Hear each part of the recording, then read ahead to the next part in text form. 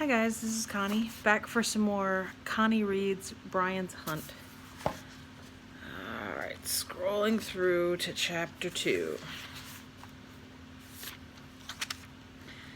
He glided along the lily pads in the sun, half looking for fish he might eat, and let his mind float back a couple of months.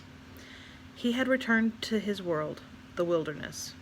He had sworn that he wouldn't once he'd gone back to civilization. Even when he found out that once he was 16 he could actually quit school if he wanted to, and had his parents' consent. But he didn't want to do that because he had discovered that there was this incredible thing that happened with studying. You learned things. It sounded dumb when he thought of it, kind of like, duh, really? No kidding. But before the plane crash, so much of his schooling had been simply getting by, trying to learn just enough to pass the tests and never really knowing anything. When he'd gone back, he started to run into things in books. That was how it had happened at first. He'd been in the bush and survived with only a hatchet because he'd begun to try to learn about things that happened to him, basic things, even idiotic things. You eat the gut berries, you throw up. Don't eat the gut berries. It sounded silly when he thought of it in that simple way. But when he'd gone back after the furor of over his survival was finished and all the television and media hype was done and all the doctors had examined him to make sure he was all right, he tried to get his life back to normal. But he never really had, of course, because he had been in a place so completely different. He found that he looked at everything the way he had in the bush when his decisions were a matter of life or death. If a teacher handed him a history book, he didn't just scan it and learn the dates of the Battle of Gettysburg or when Alexander Graham Bell invented the telephone. He had a great thirst to understand, to know things he'd known as he'd known them in the bush. To know. And so he tried to find out more about everything that came to him, tried to learn about what happened in Gettysburg, and came to find out it was not just something in history to take a test about.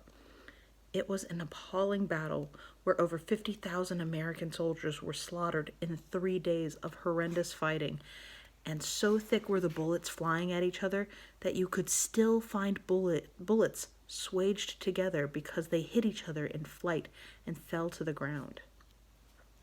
He learned about the Minnesota 1st Volunteers, that of 262 who started the battle, only 47 were left standing at the end, and most of those were wounded. And Alexander Graham Bell didn't just invent the phone. He was actually trying to find a way to help deaf children communicate with their parents, and he came very close to inventing the airplane before Wilbur and Orville Wright. Brian learned these things. He knew.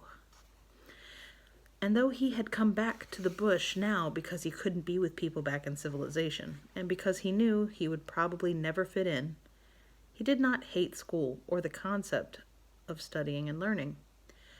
And he did not hate his parents. He loved them. He'd wanted to see if there was some way he could make the two worlds work together. But he could not. Their world was ugly to him and was filled with awful tastes and smells and people who all wanted what he thought were the wrong things. Wanted just that. Things. And money, and the right cars, and the right girls, and the right clothes. At first he could somehow tolerate how they lived, and he tried to find a way to make it work for him as well. But at the end of 2 years, he simply could not stand it.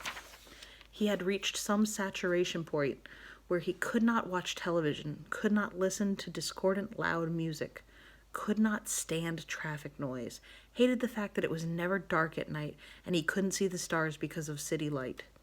He went into a state of overload and a kind of shock and open disbelief that people could actually live, or pretend to live, the way they did.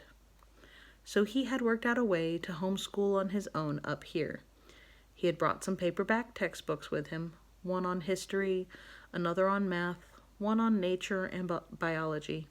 He had already found some errors in that one, especially concerning how animals think, or even if they do, clinically think.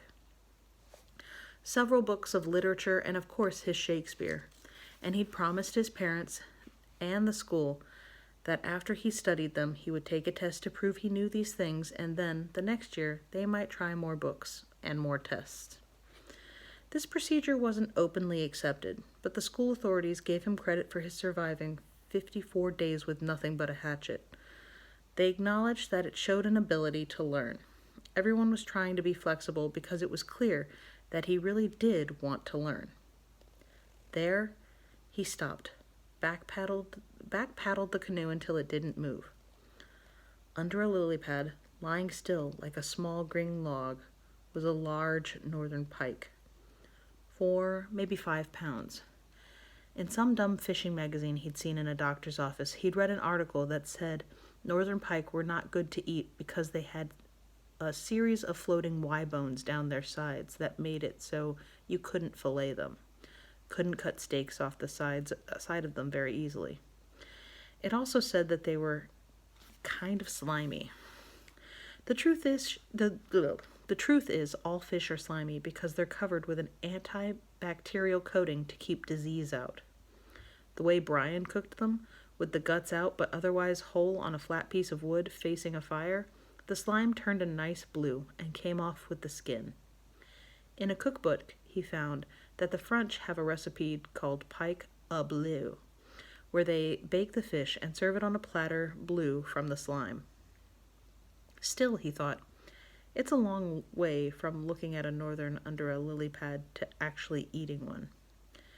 They were a first-class predator, would take not just other fish, but frogs, ducklings, and baby loons, and now and then had been known to bite people. Like all good predators, they were very fast and very cautious. Predators could not afford to be hurt. Even a minor injury was a death sentence, because then they could not catch their prey. He had brought some line and a few small hooks, but he rarely used them. It was much easier and more selective to shoot fish with the bow, and he'd even brought a few triple-pointed barbed fish heads glued onto the ends of shafts without feathers, just for small fish at very short range. But this was slightly different. The northern was too big for the little fish points because of the spread of the 3 points. They wouldn't go into the big fish very far and would just wound it, and the arrow would fall out when the fish thrashed around and it would get away. He'd have to get a solid arrow with a field point into the head of the fish to kill it, and he was lined up all wrong for the kill. He was skirting the lake heading north with the lily pads on the right of the canoe, and since he shot right-handed, it was awkward to pick up the bow and swing to the right and get a shot off without exposing his whole body, which would probably scare the fish away.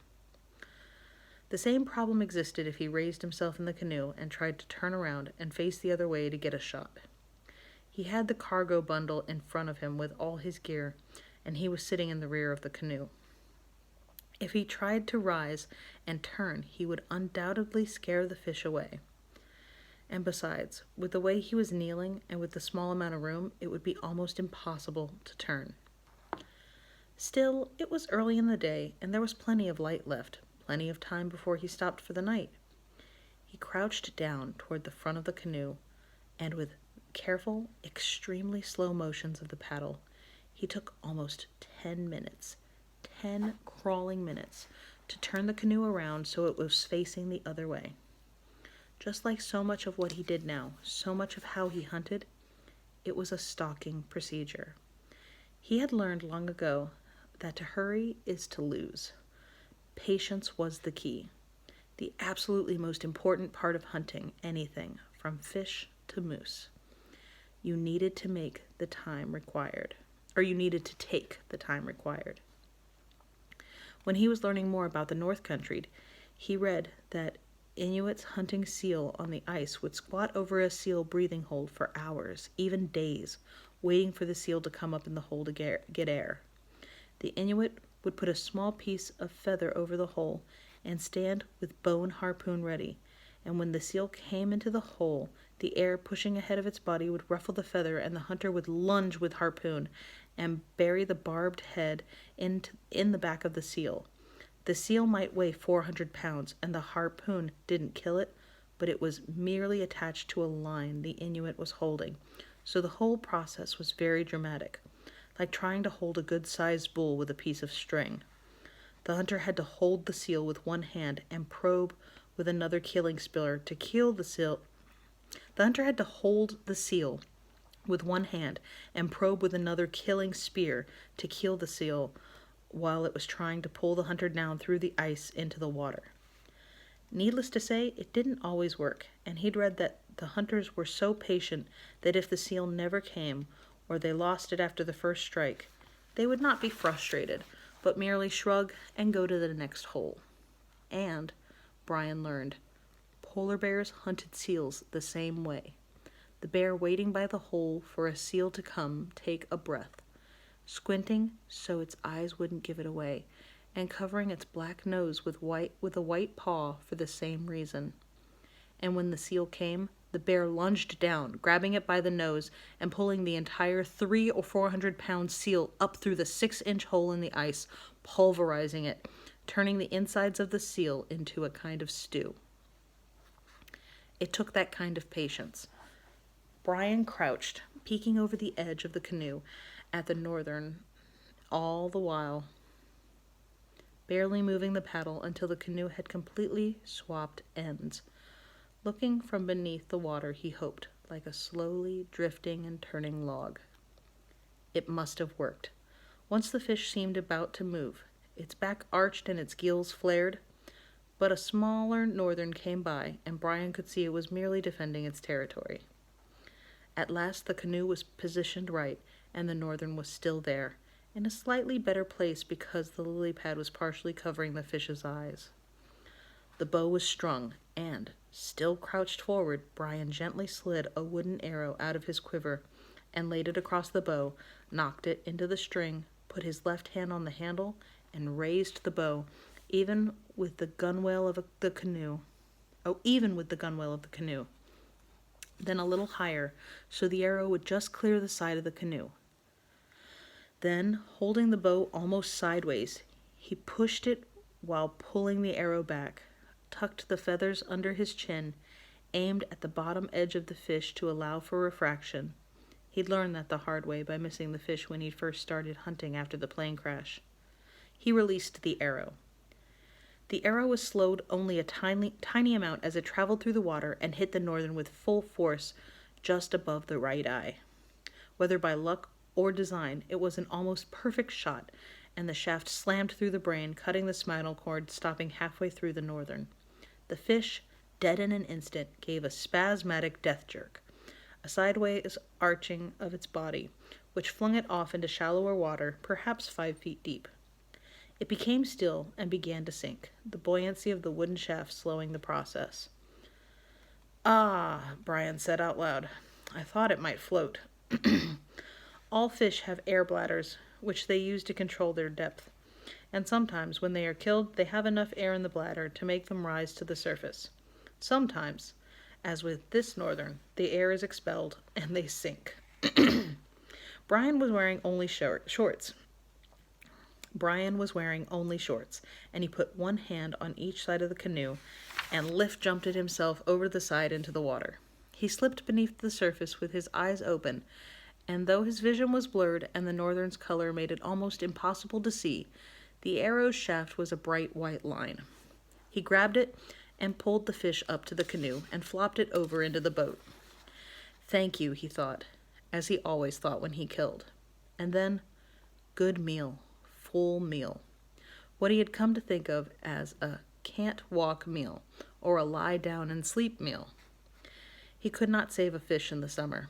If he had a smokehouse or a way to dry the meat without flies getting into it, he might be able to keep some. But in the late summer heat with no refrigeration, it was impossible to keep meat for very long. And if he tried and ate spoiled fish, it could easily kill him. He had found a government book on the internet that had been put out for farmers and hunters and trappers back in the 1930s. It cataloged and described each kind of meat and how to raise the different animals and how to slaughter them and preserve them. There were many surprises, such as the fact that venison, and especially moose meat, were very low in nutritional value and protein, while rabbit was the highest. He learned that fish meat was vulnerable to a kind of ptomaine and worse, botulism, which was often fatal. There were documented cases of Native Americans dying from eating dried salmon and other fish because of these poisons. There were also many cases of predators, scavenger birds like eagles and wolves and foxes and coyotes being found dead from eating bad fish that had died and drifted up on shore. So he wouldn't eat the whole fish, and how he smiled remembering the first time. First fish, and how small it had been, and how wonderful it had tasted. He felt the same way about it. He still felt wonder at the food, and he looked for a clearing on the bank to make a fire. Good meal, full meal. Thank you. And that's the end of chapter 2. Be careful with that and enjoy, please and thank you, and I will see you for the next chapter. Bye.